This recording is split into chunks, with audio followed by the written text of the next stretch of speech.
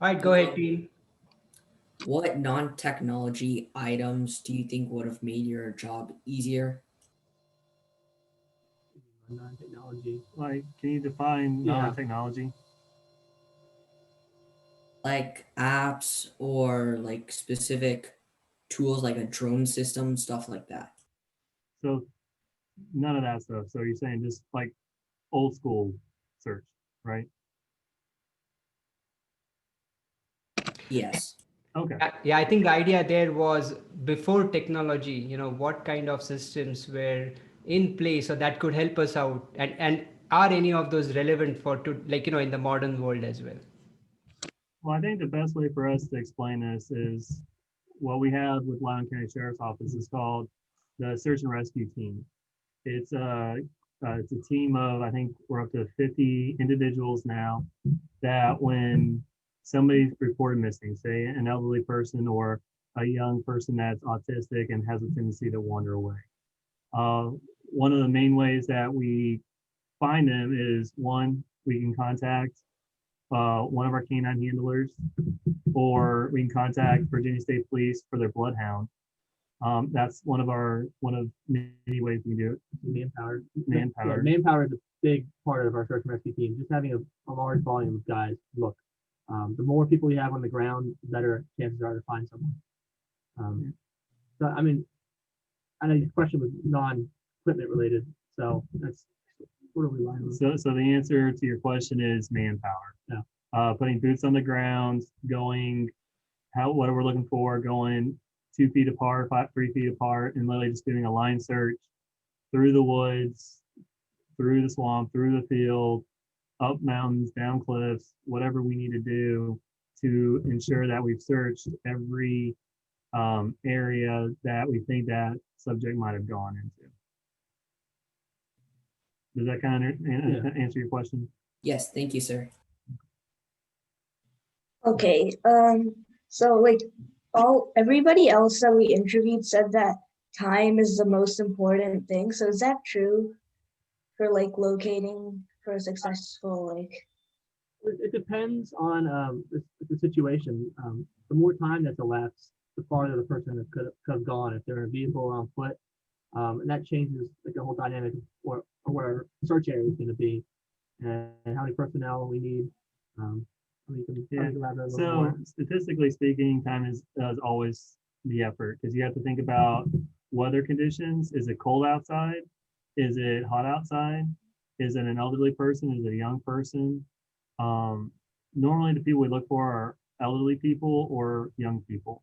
So if it's extremely hot outside, an older person isn't going to last long. So time is of enough. That is important. If it's a young person and it's cold outside, the same thing is also true. So I do agree that time is important for many of the reasons. Is you got to get manpower there to start searching. You got to get resources on their way and deployed in order to begin a search. All that takes time, and during that time, somebody could be overheating, freezing. They could be walking farther and farther away. Farther away. So I would say time is a factor in a missing person. Does that answer your question? Yeah, totally. Thank you. Mahima, you want to go next? Mahima or Siddha? I can go next. So what are the shortcomings of the like current alerting systems, like including the ones used for search and rescue? Well, that's if I had to say one of the shortcomings of the system that we have now, it's probably the time management from the admin part of things. So when somebody goes missing, one of the things that we have to do is we have to fill out what's called a clearinghouse form. So say we're out in the middle of nowhere in Western Loudoun and somebody is missing. We have to fill that form out and then we have to drive 30, 45 minutes back to our station and fax it to our dispatch, which then has to enter it into it. So there's a lot of time it's being taken up when sometimes to me it'd be easier just to snap a picture of it, email it to our ECC, and get it done that way. But that's probably one of the biggest time factors. Also, the Because you could think someone could come in contact with our missing person from another jurisdiction and have no idea that we're looking for them because we haven't got our forms in yet. You know, it takes a little bit of time because fax is slow too, and it's just paperwork. You know, so that kind of limits us. I wish we could go more digital on that side, but that's not up to us. I don't know if that's legislation, right? so. By the law, they have to do it a certain way. Yeah. So Does that answer your question? Yes, thank you, sir. Siddha, you want to go next? Of course, gladly. So, what alerting mechanisms were used before Amber and Silver alerts? we can answer that one. It's more safely. Um, just just in general, there really wasn't one. Um, I think if you Google it, it's been a while since I researched it, but the Amber Alert was because somebody was taken, kidnapped, and I believe that her name was Amber. And that's where don't quote me on that. It's been a while since I've done the research, but that's why Amber was developed because there was no system in place. So when we enter someone is missing, anyone is connected to NCIC or VSIN, which is our National Crime Network or Virginia Crime Network, it will send an alert out to other jurisdictions, basically saying describing the person that's missing, you know, what jurisdiction they're missing out of. So any law enforcement officer can look at that information or easily access it on their computer. It'd be a BOLO basically, be on a lookout alert for certain subjects, and those can be teletyped to any agency that are on the network, let's say law enforcement agency. But to get back to your question, before Amber and Silver Alerts, I don't believe there really was one in place, especially to communicate to different states. That's when Amber brought it all together and made it all one network that we could blast it out to the entire United States if needed. So does that answer your question? Yes, thank you, sir. If you had the ability to improve the current technologies to locate missing people, and what modifications would you make? Oh man, Um, that's a long conversation. Yeah. Honestly, technology is improving drastically. Like everybody has smartphones, everybody has GPS on their phones. The issue is right now is just the funding to utilize the 21st century technology, because technology is advancing so quickly and becoming easier and more advanced. It's kind of we're always playing catch up with the latest technology. So it's hard to say it's hard to say what technology we can do. Right now, we're still using what's called Project Lifesaver. Have you guys ever heard of that? So I'm sure some of us have. Okay. I mean, yes, some of us definitely have. Okay. So for those who don't know, Project Lifesaver is a nationwide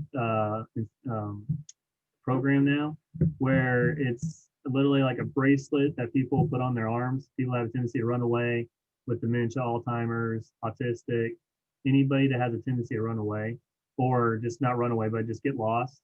It's a little bracelet that emits a radio frequency specific to that person, so that if they walk away from their home, we have an antenna that receives that signal and it directs us to them. This was developed back in the, I want to say 90s, somewhere like that. It's a little bit older technology, but it's tried and true. But it's also limited by the fact that we have to change the batteries every 60 to 90 days. So you have, like my partner was saying, the range. If they're beyond a certain range, we can't really find them. We have a variety of platforms we can deploy this antenna from. We can put from a drone. There's handheld ones for deputies. We can get a helicopter with one on it. But it's still limited by range due to the technology. It's not GPS technology, but that's what we've been going with, and it's pretty successful, I think. So far, Project Lifesaver. If a Project Lifesaver team member is deployed, like there's like a 99% chance that within 30 minutes we'll locate that subject if they have a Project Lifesaver bracelet on.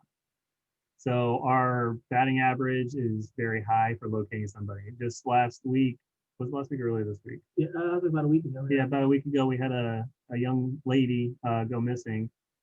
She had a Project Lifesaver bracelet on, and we pretty much located her from her house, and within 30 minutes, we located her safely. But to answer your question, what type of technology advancements would be nice? GPS, Yeah, but it's also a lot, it's kind of a, it's a legal issue for us, the Yeah, GPS yeah. people. there's a legal issue. So it's for you guys, it's a little bit more, well, you have all these options. On our end, we have to do the legal aspect, the constitution aspect, and all those other aspects in order to make sure we're not violating anybody's rights, anybody's privilege of Yeah, just because everyone has a cell phone doesn't mean we can automatically track it. We have to have exigent some kind of circumstance or a search warrant. You know, random. You say your kid just walks out, we can't just immediately GPS his phone unless the parent has access to like a Find My iPhone app. We can look at the location on their phone. So that we can get around it on that part with the owner's permission. But I mean, it would be nice to change our tracking device to something more reliable and accurate. But like I said, this system's been in place for a long time and it's tried and true. Other than that, Loudoun County's been pretty lucky with keeping up with the technology. And there's always more advancements out there than I even know. It just takes, pretty much honestly, it takes funding and it takes the time and the manpower to do the research and to test it. There's a tendency not to invest in something that we already have something in place that's tried and true. So it's an ever revolving door with technology. Does that kind of answer your question, Jimmy? Yes, thank you, sir. Right, who's next? I can go next. So, how do you educate the public about something like this? Like, how do you educate the public about missing cases and, like, wanted cases to help raise awareness? A lot of that has to do with our PIOs, public information officers. They're pretty good at getting out on Facebook, social media, Snapchat, Instagram, Twitter. When if we find somebody, we don't know who they are. If somebody's lost, going back to the kid yesterday, as we were locating her, people were calling in saying, "Hey, we already found her," and that's a quick response because we were out on social media, we're out on those things. Education of two people about this, word of mouth.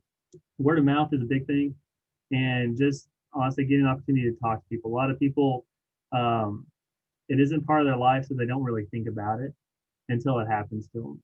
And that's where it's hard for us because we're trying to play catch up while we're trying to find somebody.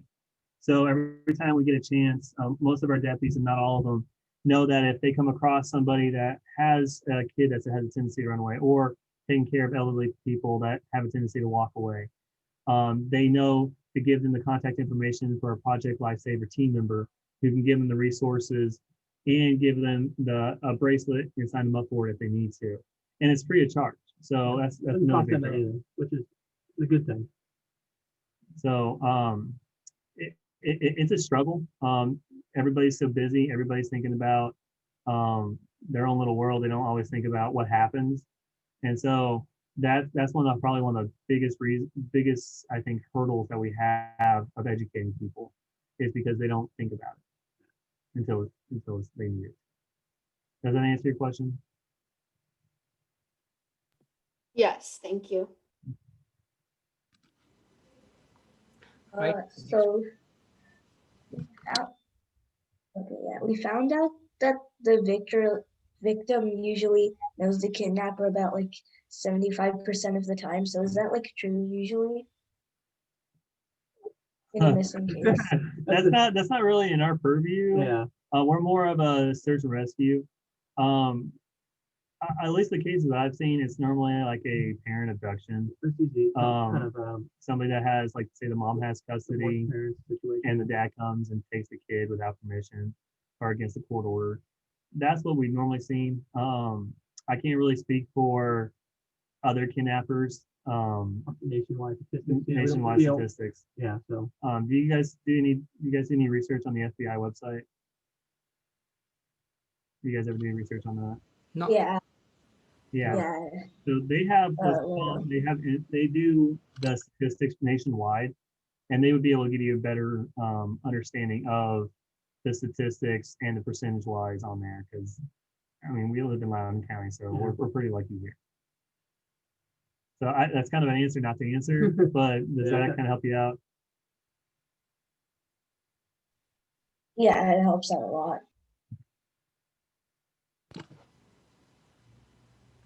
Next. I can go. Sure. So, do you think like a program like facial recognition would be helpful in your search for like specific missing children or missing adults? So facial recognition is the short answer is yes, it would help. The long answer is we would have to have access to all the cameras nationwide, and we don't have access to it. Because I mean, it's people. Logistically, it's very difficult to set something up like this. Yeah. Yeah.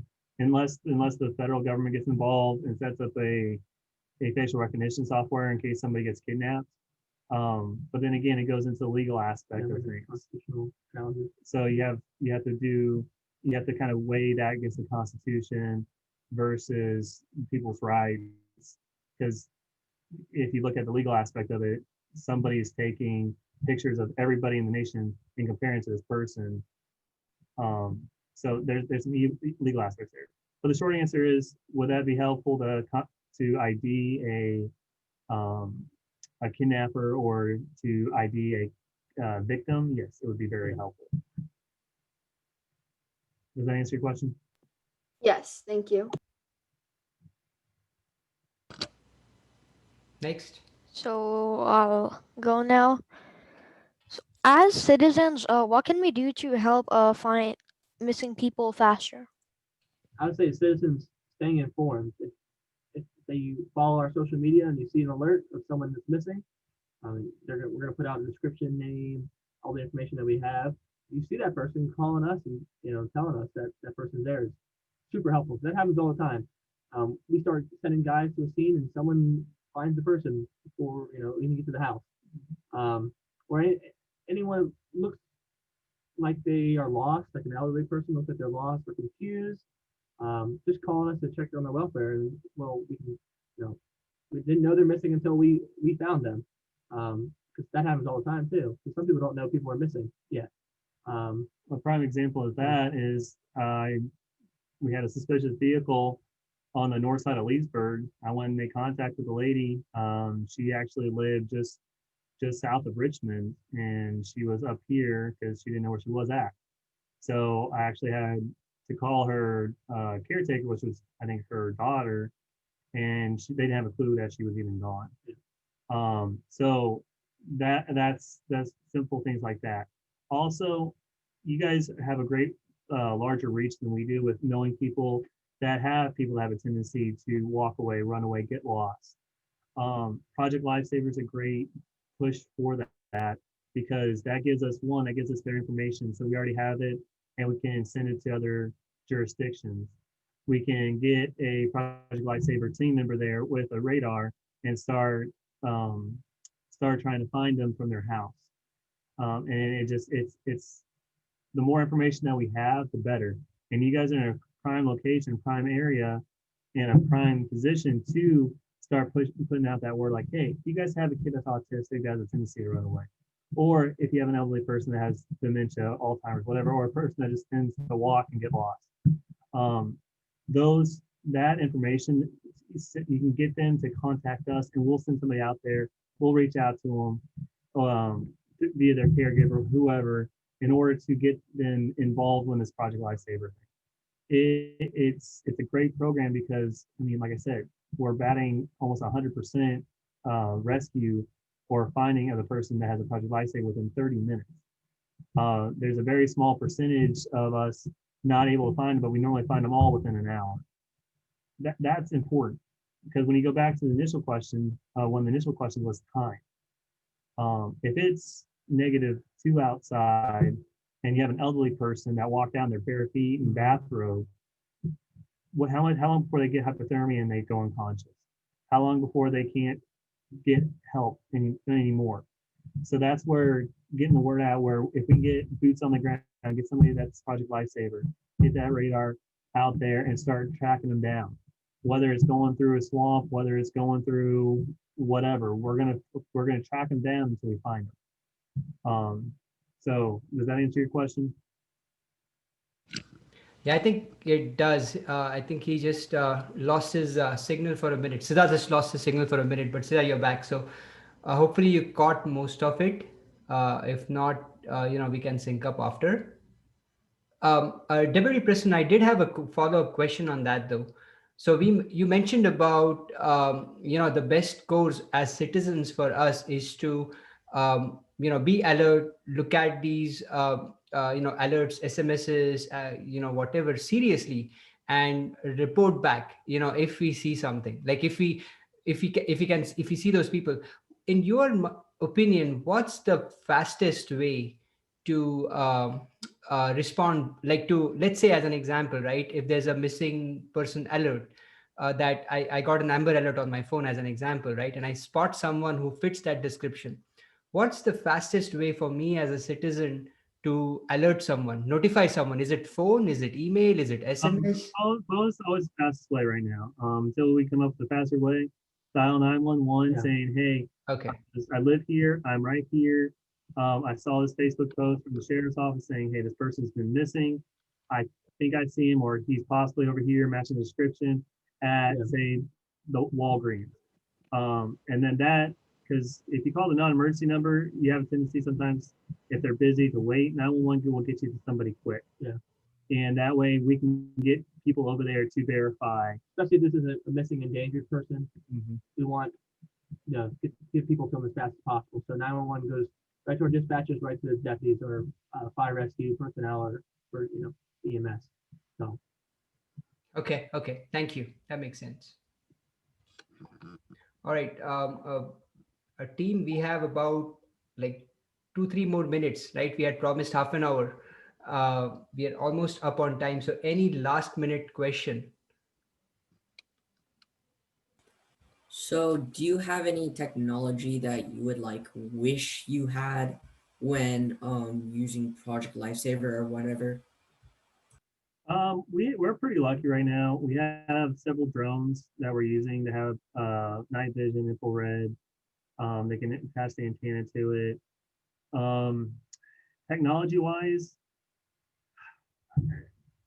I wish your device would be more accurate in telling where the person is. if you ever see the device, it's pretty large. Yeah. It's cantankerous. So if you're going through the woods, you have a tendency to snag it on stuff. Project Lifesaver, like I said, it's a tried and true system. They've tried multiple things. It works. I like the system. For additional technology, I mean, GPS would be extremely nice, but the only issue is with the technology of GPS is the battery dies, you have to plug it in, and it goes back to, like I said, the constitutionality of it. So I think technology right now, we're on the forefront of it because we're up here and the sheriff takes it very seriously, search and rescue, and so does all our team members. So we have a lot of good technology. So I guess that is that an answer, not the answer, but that is an answer. Does that make sense? Yes, it does make sense, sir. Thank you. Anything else? But we have time for one last question. Yeah. So, what are the steps that need to happen before you can actually start a search and rescue operation? Well, so with that, we first off we have to receive the call, The initial call. saying that this person is just walked out or left 10, 15 minutes ago, and they're bare feet. We tried to find them, but we couldn't find them. At that point, we start the clearinghouse form. We'll get additional units on The scene. first couple of units will usually, if someone's missing from a residence, even though the person reporting him missing says, I checked the house. First couple of guys will check the house again, maybe twice, just in case the person came back in and is hiding in the house, because that's happened before. Um, One deputy's working on getting the paperwork filled out so we can enter the person as missing. We start getting more on-duty personnel on scene, start spreading out our search pattern, get a direction of travel, descriptions, forward information to our public information officer, for our social media. We still haven't found the subject. We'll enter them as missing. If it's an endangered person, we're usually going to call our search and rescue team and get them there, and they're going to relieve our on-duty personnel, and they're going to continue to search the area that we believe the person is in. We can get additional resources in that time frame. We can call Fairfax for their helicopter. We call state police for assistance for canines for searching. So it all kind of just involves. So that's a long list of things to go through, but you have to realize that this is all happening simultaneously. Our supervisors are already making phone calls. They're already getting on with search and rescue. They're on with us on the scene. We're searching the house, making sure they're not hiding underneath the bed. Believe it or not, people hide underneath the bed. So there are a lot of steps that are all happening simultaneously, and that's why we have to be on the same page, and we all receive pretty much the same training. So we all have the same goal in mind, and we're all figuring out what we need to do and how we need to do it. And it comes back to the time. If somebody's endangered, if it's severe weather outside, whether it's raining, snowing, a heat wave, whatever, it all goes back to we're all rolling on the same project, same team, same goal, and that is to bring them home safely. We have a pretty specific operating procedure in our general orders. It says, what the first units are supposed to do, what other units are supposed to do in the initial incident, so we don't miss anything. Does that make sense? Yep, I think it does. I think I'm going to stop the recording here.